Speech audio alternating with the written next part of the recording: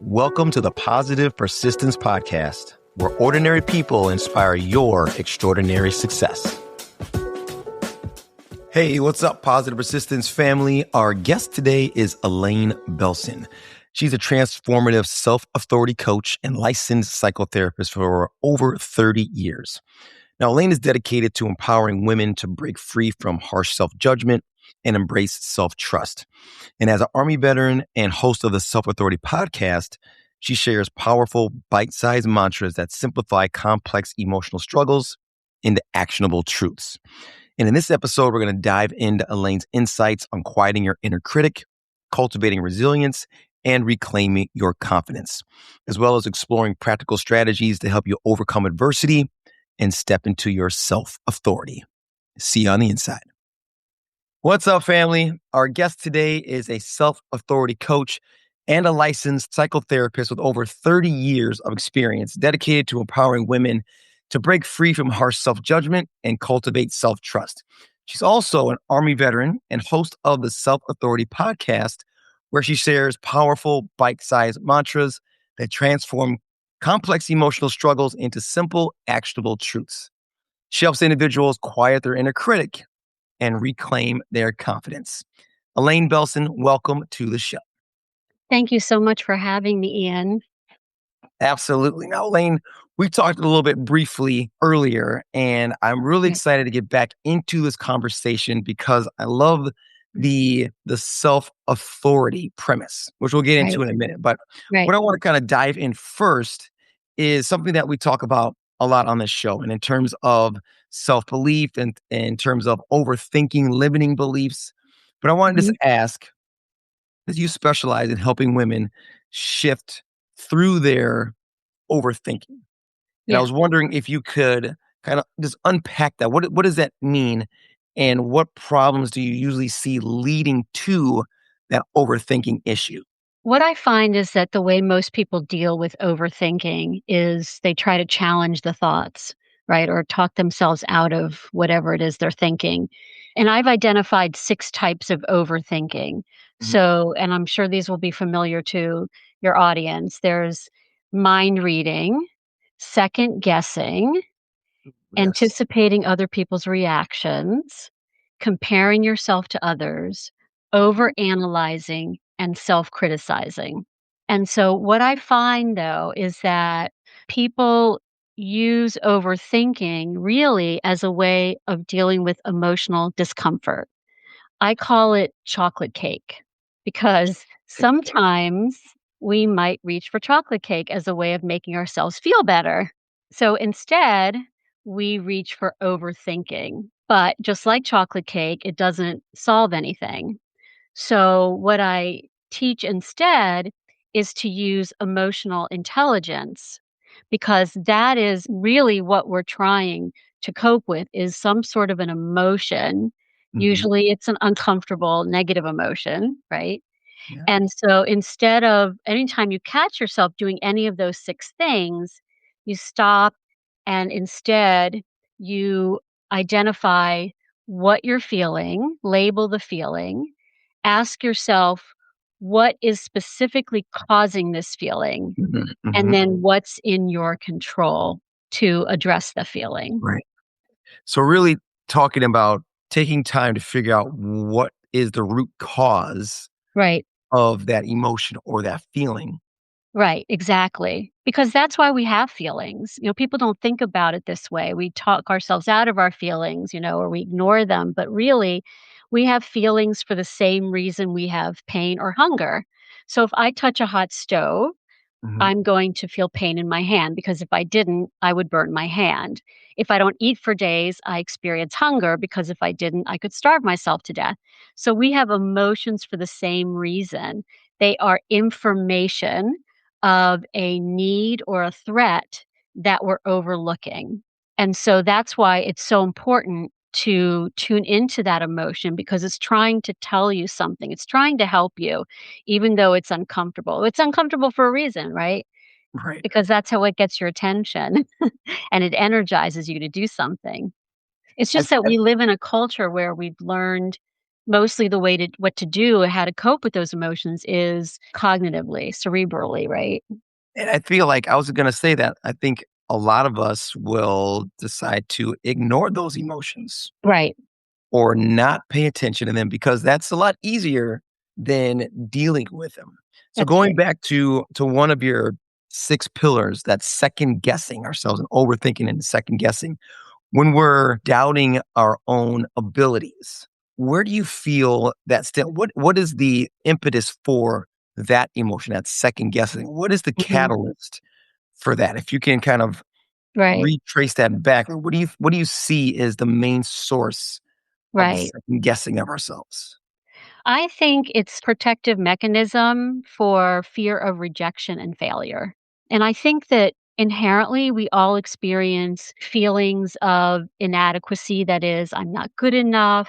I'm undeserving. There's something inherently wrong with me, right? I think we all experience that, especially when we get outside our comfort zone.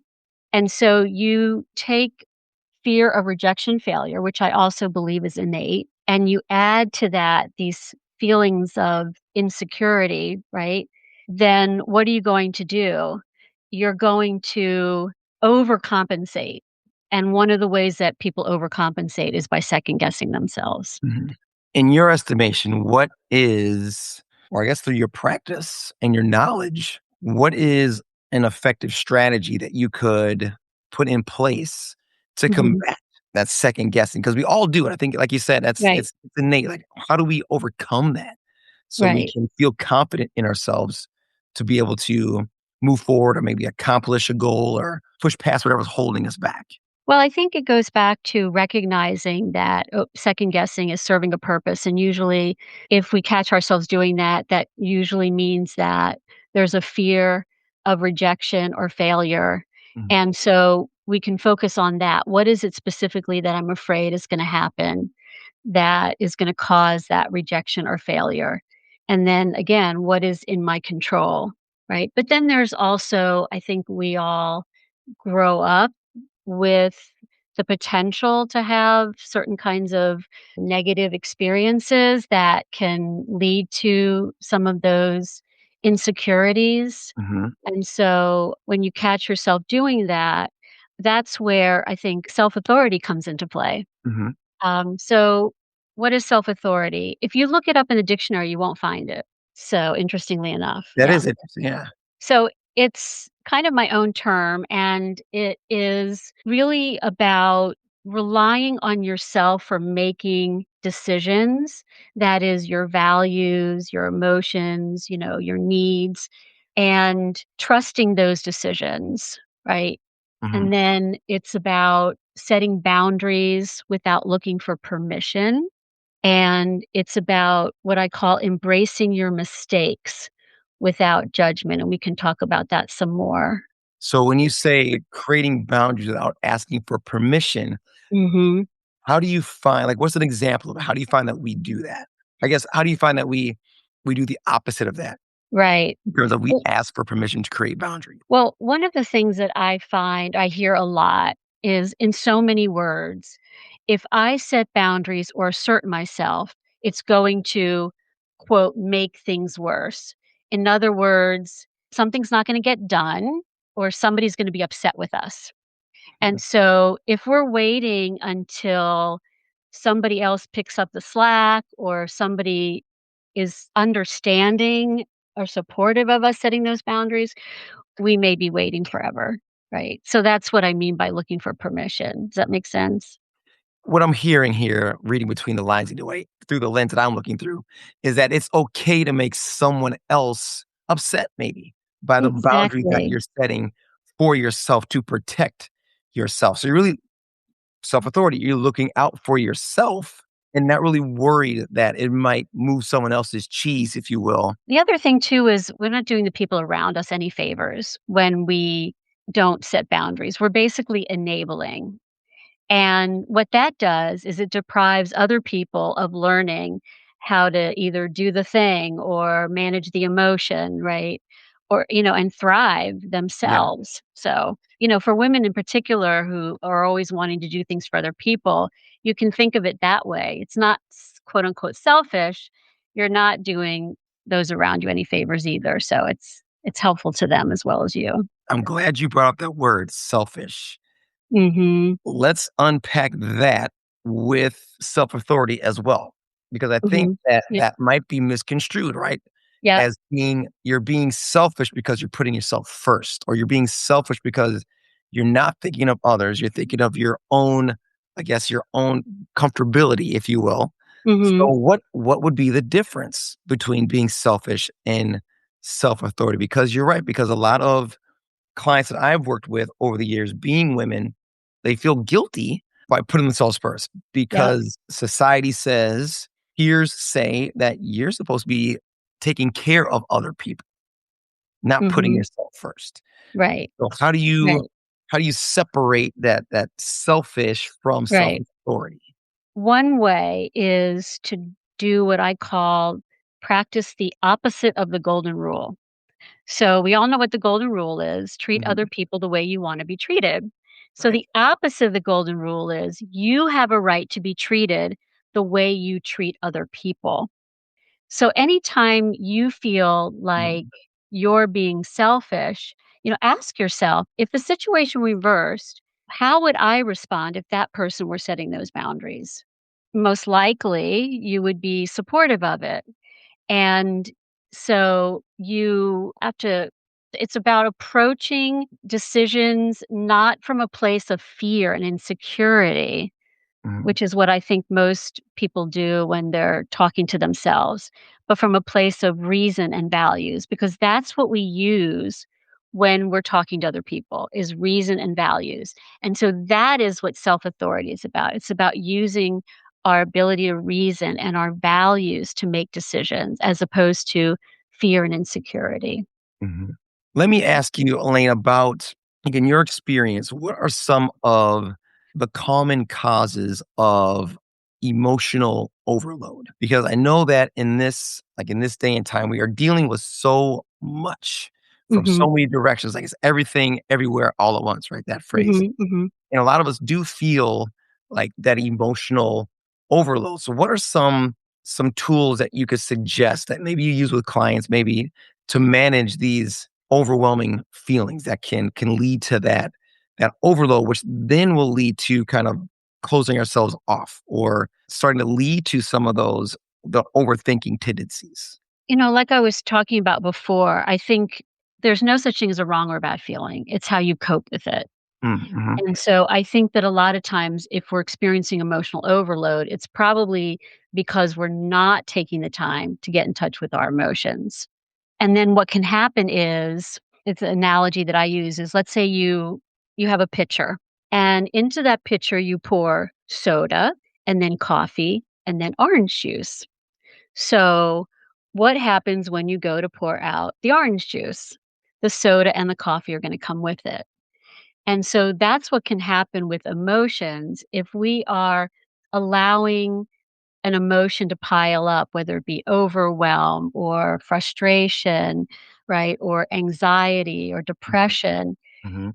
then something can come along and it might just tip it over the edge. It it triggers the same emotion, but what you do is you find yourself reacting not just in that moment, but all the other times that you were feeling that way. So one trick is when you find yourself thinking, gosh, I'm really responding like more intensely than I would expect. Chances are it's because you've been the soda and the coffee are coming out with the orange juice, right? And so you wanna stop and ask yourself, "Where else have I felt this way in my life?" And it might go way back. There's I think the tricks that, a lot of people know, somatic types of interventions like, deep breathing and mindfulness. If Mhm. people don't know, mindfulness is about redirecting yourself back to the present moment. And so I joke that any one of us, if we allowed ourselves to think about everything that we have going on at once, we'd all just want to crawl under a rock and never come out. Being able to compartmentalize by focusing on what you're doing in that moment because we can only control the moment that we're in. So being present, like where your feet are and being in Yeah. that moment. Yeah. Yeah, that grounding techniques, right, you're talking about is, Mhm. when you just pay attention to, where I'm sitting, where I'm what's around me, what do I see, what do I hear, what do I smell, and that's particularly useful for people that are feeling really anxious to use that technique. I have to ask, like, how do we program ourselves? Because just the other day, where was I? I think I was like getting my oil changed in my car, right? And I Uh-huh. was in the little waiting room and I'm looking around and I'm seeing everybody on their phone. Oh, Like, I gone know. are the days where, like Yep, when we were growing up, if you were in a waiting room, you were reading a magazine or maybe watching a television, maybe, or you were just sitting there waiting, like being yep, present. But now yep. I feel like we can't let a second go by if we're waiting in line at the grocery store or wherever we are. We're taking our phone out and we're scrolling, flipping through.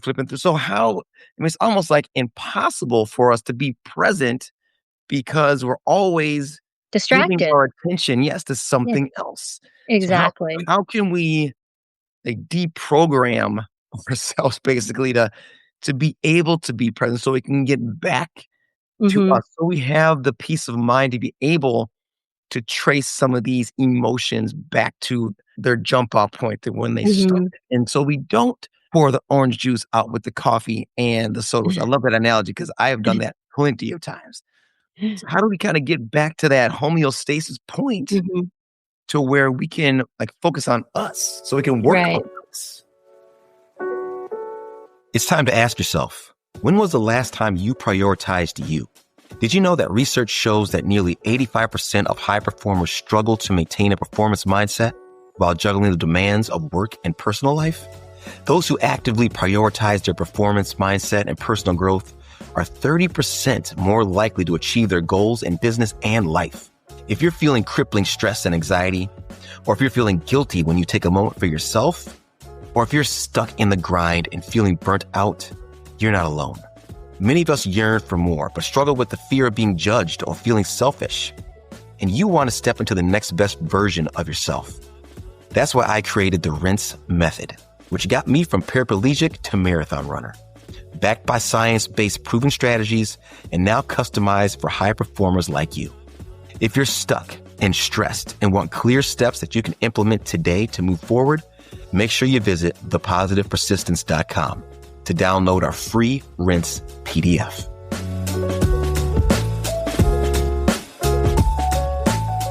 Well, I'm sure everybody can relate to this. There are certain times when our minds have to be focused on what we're doing to the point that we can't allow for distractions, like driving or taking a shower, but in Mhm. particular, sleeping, trying to go to sleep. Yeah. And that's when everything that we have put off coping with starts to come up to the surface, right? And Mhm. so that's the payoff for not being present, not taking the time throughout your day to just have some silence, to have some quiet, because that's what your mind needs. It's going to, if it doesn't have any other time of the day that you don't give it any other time of the day, it's going to pick, when you decide to go to sleep, right? Yeah. So it is good to just make that conscious effort.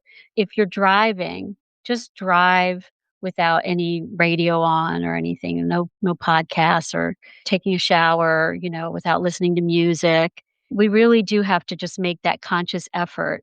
Again, mindfulness, a lot of times people say, I tried mindfulness, but it didn't work for me. And that's because they expect that instant, like, I'm gonna focus on this thing and my mind's not gonna wander. And that's not realistic. That's just not human nature.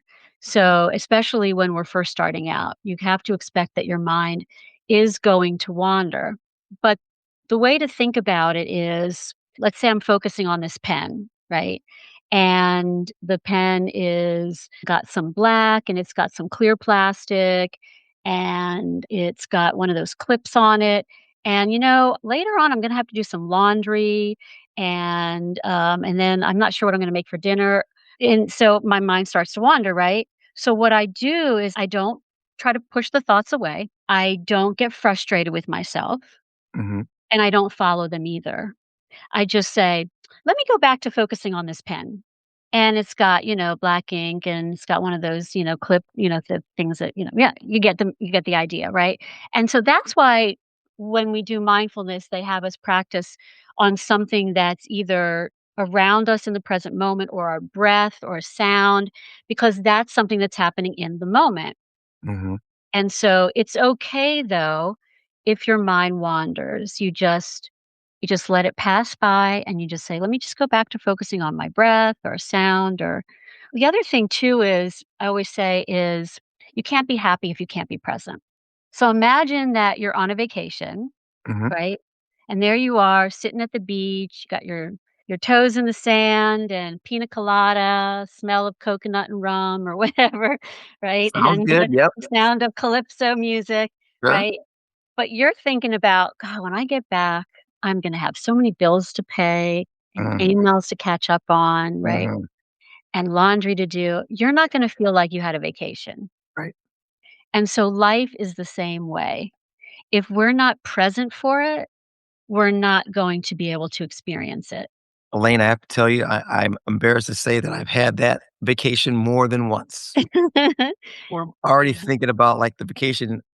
It still is a couple days to go, and I'm already thinking Uh, about what I gotta do when I get back, and right, then I miss out. I'm not happy in that moment.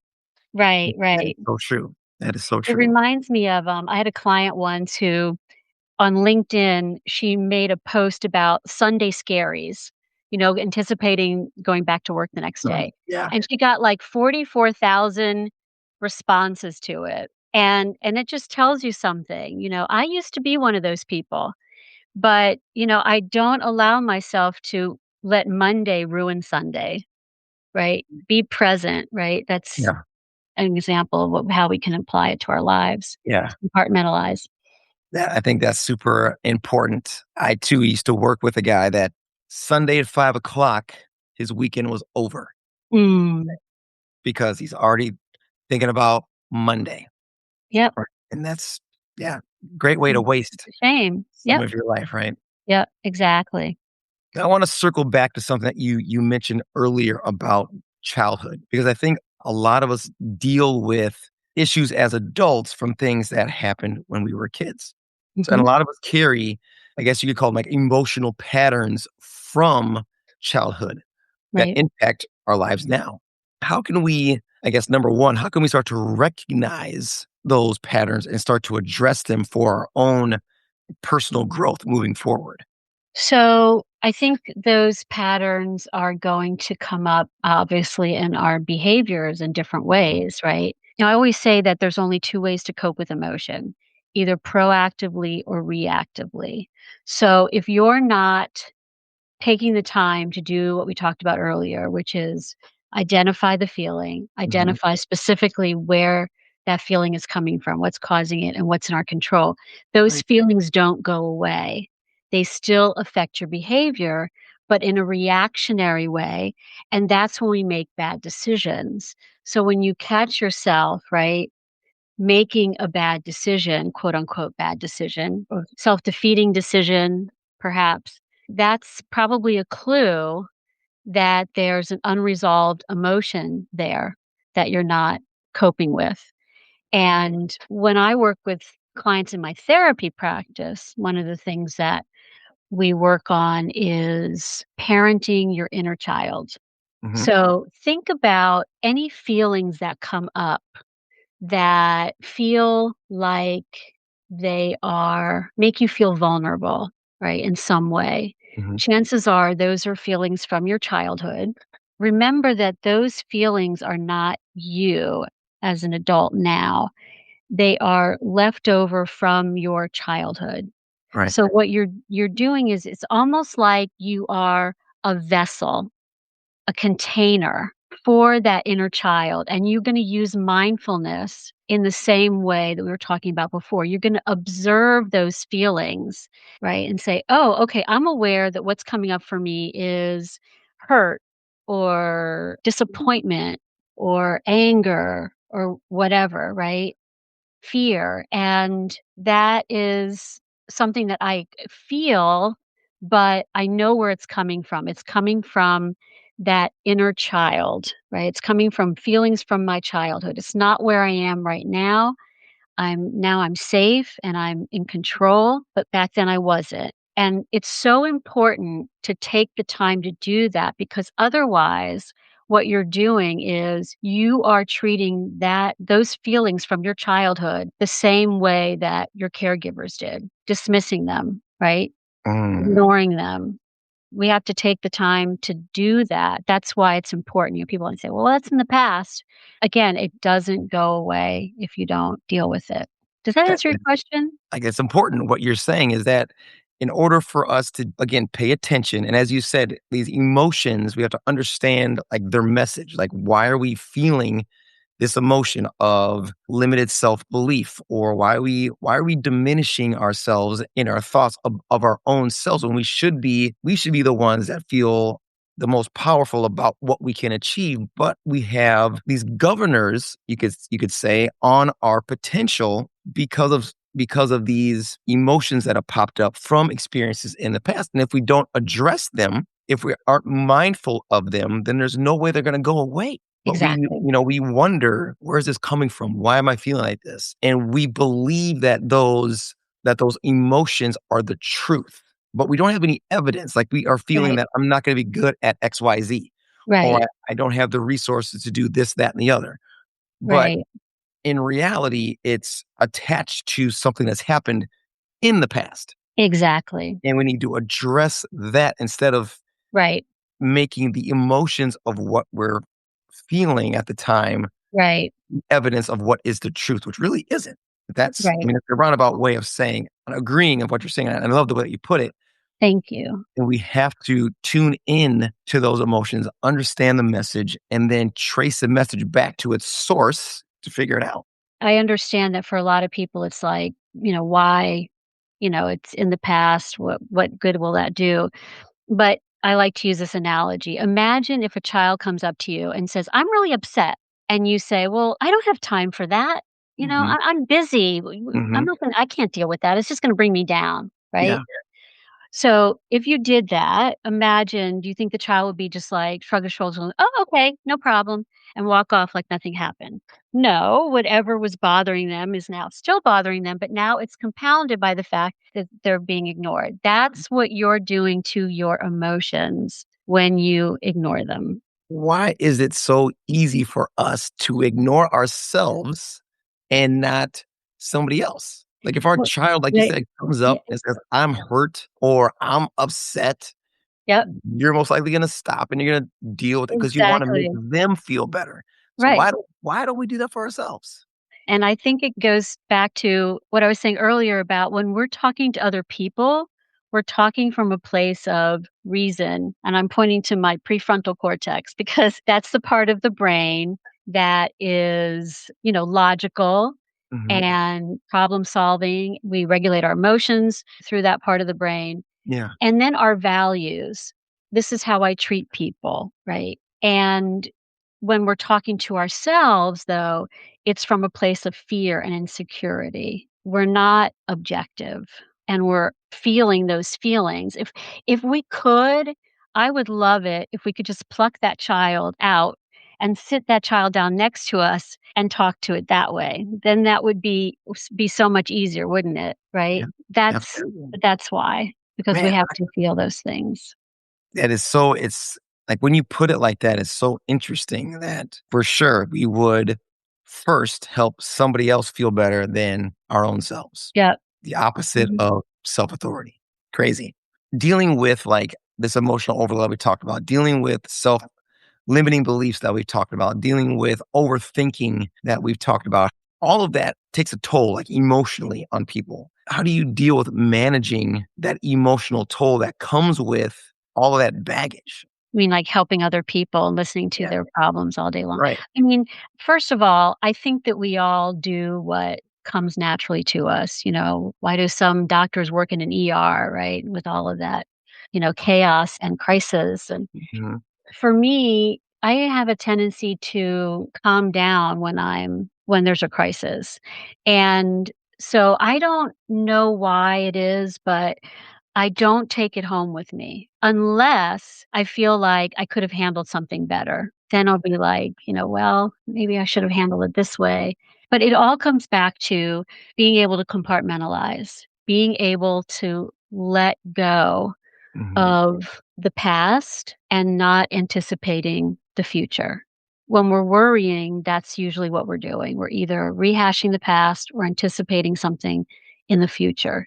And so being able to compartmentalize means being in the present moment, focusing on what it is you're doing in that moment. And you can't do something well if you're not focused on it anyway. But that also, it's like giving your brain a mini vacation, you know? You need to be able to move on. So, I mean, you deal with diverse populations in Mhm. different settings, including when you were in the military. Right. So, is what you are describing, do those experiences and that knowledge that you have, is that what helps you cope in a situation where you need resilience to be able to fight adversity? Is it that ability to focus on Mhm. the now and make, I guess, the main thing, so Right. you can bounce forward from adversity? Right. I think of resiliency as not being emotionally affected by something, but being able to cope with the emotion, Mhm, right? Whatever comes your way or and whatever problem is related to that. You mentioned in the beginning when you were introducing me that I have all of these, I call them mantras, these bite-size words, quotes or words of wisdom, right? And mhm. one of them is we don't have a crystal ball to see into the future. What we can have is a toolbox full of coping skills to take with us wherever we go. So, the point being that we try to anticipate every outcome, we try to control every variable, but we can't, right? And so, there's always going to be some degree of uncertainty in life. So, the trick is rather than anticipating or rehashing, is to trust yourself that you have the ability to manage whatever comes your way. Mm. Now, the more tools you have in your toolbox, the better off you're going to be. But I believe that's where people really get their confidence from. So, resiliency is, that toolbox. I love what you just said. You feel like that's where people get their confidence from. The tools they have in their toolbox to be able to cope with situations. Right. And being able to trust themselves. I don't know. I can't predict everything that's going to happen, but I know whatever it is, I will find a way through it. Doesn't mean it's going to be comfortable, Mhm, right? mhm, But I will find a way through it, and you mentioned the Army, so when I was in Afghanistan, I was assigned to be the XO, executive officer, for medical command because they had lost their XO. They was put into a forward operating base or farther in mhm. Afghanistan, and so I was a social work officer. So for those listening, an executive officer basically handles supply, logistics, and procurement. It's like, I don't know anything about any of those, but I did have my interpersonal skills and my problem solving skills and my determination. And those are what helped me to thrive in that role to the extent that my commanding officer, when he wrote a recommendation letter, he said that I exceeded 99% of the people he's ever worked with and that I accomplished in 2 months what takes most people a year. Wow. Right. And so, but it was because of that toolbox. Man, I love that premise. That simple fact that you're in a situation where whatever's presented in front of you, you may be feeling like, I don't know how to do any of this. Right. But instead of that being the end of the story, you dug into your toolbox and said, okay, well, what skills do I have that can help me accomplish this goal Right. or help me get through this problem? Right. Wow. I think that kind of talks about all the things that we've been discussing thus far in terms of having that self authority, in terms of being where your feet are in that moment and concentrating on what you working with what you have where you are at that time Right. and being conscious of that. That is, man, that's mic drop right there, Elaine. I think that is a very important lesson for us all to learn. And I think that's a perfect way to wrap up this conversation. So I want to thank you so much for taking the time to be on this episode today. And I want to thank all of our listeners and our viewers, of course, for joining us. And before we leave, though, Elaine, I want to give you the opportunity to let our listeners and our viewers know where they can find more about you, more about your coaching, where they can find your podcast. Where can they find all things Elaine? I am the self-authority coach. So my website is theselfauthoritycoach.com, and you can find out everything there about me and my services. And then I have a podcast called The Self-Authority Podcast, which you can find on YouTube, Apple, and Spotify. All right. Well, thank you again so much for joining us today. And all of our listeners and viewers, thank you as well. And we'll wrap it up like we always do. Remember to stay positive, stay persistent, and remember, mindset is everything. And we'll see you next time. Thank you for tuning in and being part of the Positive Persistence family. We're having a great time creating this content, and we truly hope it inspires you to embrace positivity and persistence in your own journey. If this podcast episode inspired you or entertained you, scroll down, hit those stars, and leave a comment. Your 5-star reviews and shares encourage us and help us grow the show. So until next time, stay positive, stay persistent, and remember, mindset is everything.